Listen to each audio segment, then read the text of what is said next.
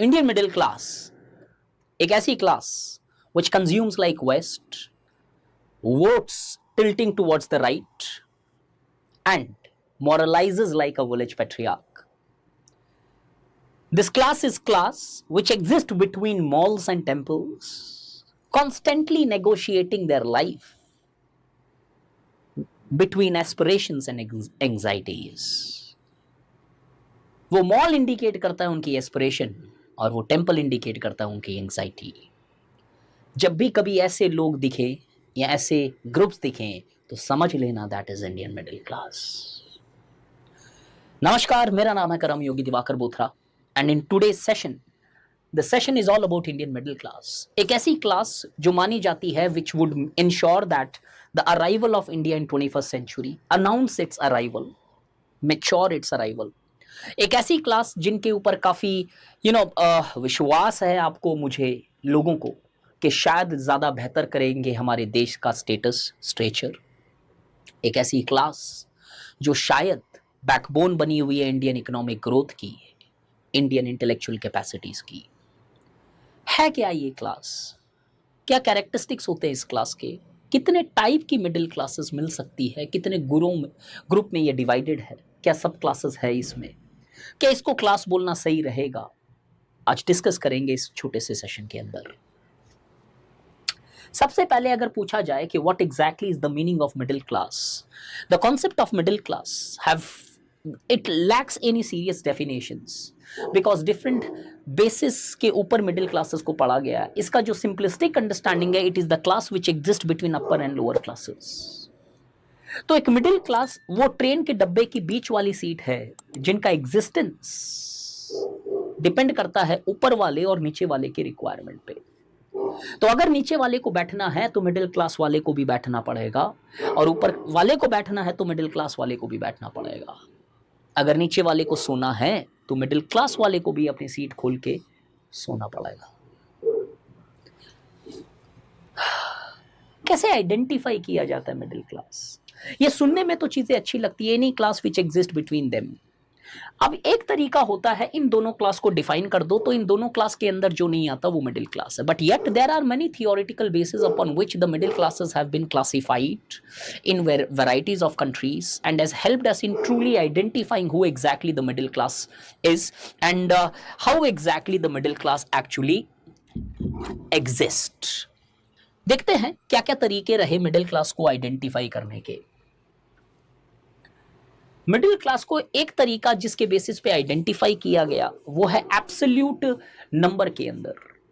अब बर्डशैल आइडेंटिफाई करते हैं, समझाने के लिए मैंने दो स्कॉलर यूज किए. बर्डशैल आइडेंटिफाई करते हैं कि मिडिल क्लास वो होती है जो डेली के बेसिस पे, okay, every day they are earning $10 और लेस. ये लेस तब तक जाएगा जहां पे वो बीपीएल या फिर वो लोअर क्लास की कैटेगरी आप कट नहीं कर दो. मान लो अगर $2 लोअर क्लास वाला कमा रहा है तो 2 से ऊपर और $10 से नीचे जो डेली कमाने वाले होंगे, in that circumstances, a hypothetical example, then we will be saying that that particular class largely exist or can be called as middle class. तो एक पैसे के एग्जैक्ट नंबर के बेसिस पे आइडेंटिफाई किया गया, but this was never a successful criteria because with in middle class there are lot of variations. कोई doctors है, कोई इंजीनियर्स है, कोई साइंटिस्ट है, कोई क्लर्क्स है, कोई कुछ और है, या कोई प्रोफेशनल्स है किसी और एस्पेक्ट्स के. कृष्णा और हातेकर बोलते हैं कि इंडियन मिडिल क्लास पे कि Indian middle class is that particular class which owns the transportation assets. कि इंडियन मिडिल क्लास जो है वो उस क्लास को बोला जा सकता है जिनके पास अपने प्राइवेट ट्रांसपोर्टेशन एसेट्स हो सकते हैं, गाड़ी, जो पब्लिक ट्रांसपोर्टेशन नहीं यूज कर सकते. यहां पे मैं चाहूंगा मेरे स्टूडेंट इस चीज को नोट करें और यूज करें कि कैसे क्या शायद rising Indian middle class is responsible for the rising ecological crisis which our country is facing. ये अलग तरीके का एक कनेक्शन यहां पे निकाला जा सकता है. एक और तरीका था रिलेटिव तरीके से मिडिल क्लास को आइडेंटिफाई करना, that is on the basis of overall upper and lower classes. इनको डिफाइन किया जाता है और मिडिल क्लास इनके हिसाब से आइडेंटिफाई की जाती है. जो ये नहीं है वो क्लासेस हो जाती है middle class. Here middle class is identified on the basis of comparing income with the rest of the populations. तो एक पर कैपिटा इनकम निकाली जा सकती है किसी भी देश की, किसी भी मुल्क की, और उसके बेसिस पे आप आइडेंटिफाई और क्लासिफाई कर सकते हो कि इतना वाला अपर है, इतना वाला लोअर है, और इनके बीच में जो आ जाएगा वो हो जाएगा रिलेटिवली मिडिल क्लास। बट ये relative criteria definitely becomes much more difficult to implement as a result. अगर यूज हुआ तो कुछ एब्सोल्यूट क्राइटेरिया हुआ, या फिर जो क्राइटेरिया ज्यादातर यूज किया गया मिडिल क्लास को मेजॉरिटी ऑफ द सोसाइटीज में आइडेंटिफाई करने के लिए, वो ये है आपके सामने सोशियो इकोनॉमिक मेथड। अब on the basis of this method, middle class is not identified either on any fixed criteria or either in a comparative mode. Here middle class is identified on the basis of their opinion, perceptions and lifestyles. यहाँ पे middle classes को identify किया जाता है उस उनके lifestyle के माध्यम के basis पे। तो अगर इस तरीके से अगर हम कभी middle class को पढ़ने जाएं तो एक possibility ये हो सकती है कि उनके perceptions, उनके ideas या फिर उनके opinions जो है वो कहीं ना कहीं आपको मिडिल क्लास वाले लगेंगे, लेकिन पैसों के मामले में हो सकता है एब्सोल्यूट नंबर पे वो एक अपर क्लास हो। तो कई बार अगर आपने हिंदी मीडियम मूवी देखी है तो वो बताते हैं कि कैसे मैं तुम्हें चांदनी चौक से तो बाहर ले आई, लेकिन चांदनी चौक तुमसे बाहर नहीं निकाल पाई। तो पैसों के मामले में एक आदमी अमीर हो सकता है, एक आदमी गरीब हो सकता है, लेकिन उनके ओपिनियंस, परसेप्शंस और लाइफस्टाइल्स के बेसिस पे मिडिल क्लासेस हो सकती है।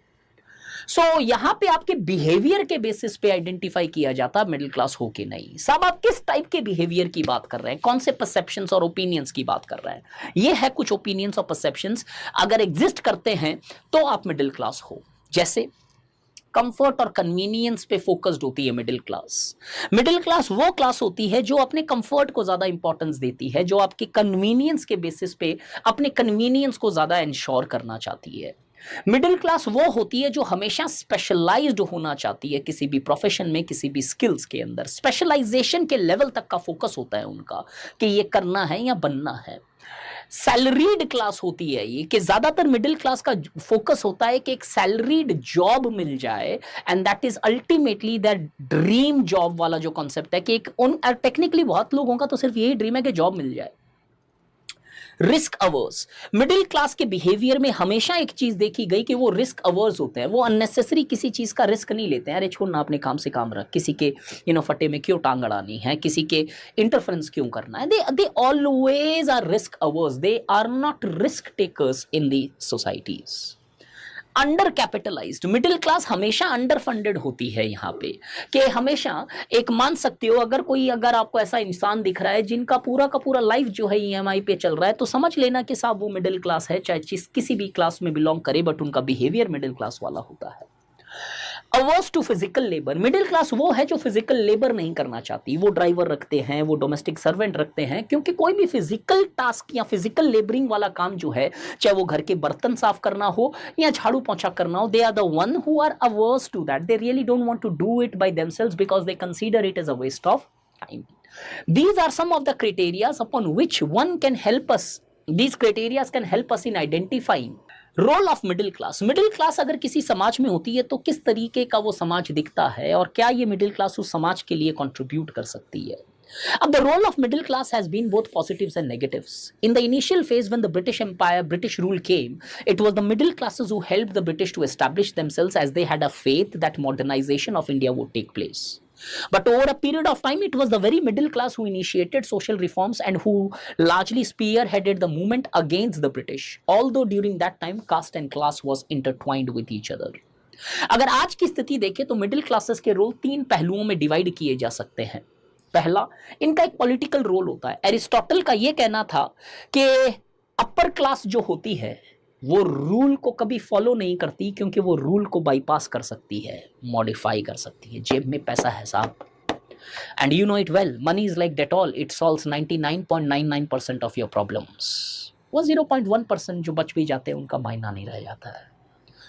लोअर क्लासेस भी जो एरिस्टोटल के हिसाब से है वो लॉ फॉलो नहीं करती है। क्यों? उनका सोशलाइजेशन इतना स्ट्रांग नहीं है, वो इमीडिएट ग्रेटिफिकेशन पे चलते हैं, चाहे लॉ टूटे या ना टूटे। लेकिन ये मिडिल क्लास होती है अरिस्टोटल के हिसाब से, जो लॉ अबाइडिंग होती है, रूल अबाइडिंग होती है। तो एक मिडिल क्लास जो होती है वो रूल को फॉलो करती है, और इसके कारण समाज में ऑर्डर ही नहीं बना रहता, वो रूल को इंप्लीमेंट करवाने की भी कैपेसिटी रखती है by the people who are largely framing and implementing and executing those rules. Therefore they have a very strong political role, कि अगर मिडिल क्लास कॉन्शियस हो जाए तो there is a possibilities they can force the government, even the autocratic one, in order to take the favourable policies with respect to these people. साथ ही साथ में एक सोशल रोल भी होता है। किसी भी समाज के अंदर अगर आप देखो, मिडिल क्लासेस जो होती है हाईली कल्चरल सेंट्रिक होती है, कहीं ना कहीं सभ्यता परंपरा को स्टिक करके चलने वाले लोग होते हैं, प्रिंसिपल्स पे चलने वाले लोग होते हैं, and as a result of which they are the people who are truly protecting the Indian culture. At the same time economic role भी है, जो मैक्स वेबर ने भी हाईलाइट किया था कि किस तरीके से अगर किसी समाज के अंदर मिडिल क्लासेस बढ़ती है, वो व्हाइट कॉलर वाला क्लास, तो कहीं ना कहीं वहाँ की इंटेलेक्चुअल डेवलपमेंट, वहाँ के प्रोडक्शन एस्पेक्ट्स और वहाँ के जो नेचर ऑफ इकोनॉमिक अरेंजमेंट्स होते हैं, they start changing, they become more formalistic, they become more rational in nature. At the same time, we also see middle class from Thorstein Veblen's perspective is the class which is consumeristic in nature. और यही class है जिसके कारण हमारे समाज का जो production है, ग्रोथ है, क्वालिटी ऑफ प्रोडक्ट्स है, वो बढ़ता चले जा रहा है. So yes, they play multiple roles, but sometimes these roles can be negative. अगर एक क्लास कल्चर सेंट्रिक हो रही है तो शायद हो सकता है कि उन्हें टाटा टी पिलानी पड़े, जागो रे, ताकि वो मिडिल क्लास उठ के इलेक्शन वाले दिन छुट्टी नहीं बना के वोट देने चाहे. यही मिडिल क्लास क्योंकि रिस्क अवर्स होती है, तो कभी भी इनमें कैपेसिटी शायद नहीं हो कि वो पॉलिटिकल रूल मेकर्स को अकाउंटेबल कर सके. और यही मिडिल क्लास कंज्यूमरिस्टिक होने के कारण होता ये भी है कि ब्रांड कॉन्शियसनेस इतना भर जाता है कि the people rather than buying the product for their quality, they are buying the product because of that imaginary symbols and brand. So yes, there are positives and negative roles which the middle classes have performed. Starting from Argumentative Indian of Amartya Sen or India Unbound of Ramchandra Guha, we do see they have played both positive and negative role with respect to our society. अब इसके बाद में सवाल ये आता है, overall अगर देखें एक पॉइंट, मिडिल क्लास एक नेशन को ग्रो करवा सकती है और जो प्रोडक्ट है उनको ज्यादा क्वालिटी सेंट्रिक कर सकती है, क्योंकि मिडिल क्लास जो होते हैं वो साल में 4 जूते नहीं खरीदते हैं, वो एक साल में एक ही जूते खरीदते हैं, लेकिन क्वालिटी वाले प्रोडक्ट खरीदते हैं. अब मिडिल क्लासेस कितने पार्ट्स में डिवाइडेड है? इंडिया की मिडिल क्लास क्या होमोजीनियस है?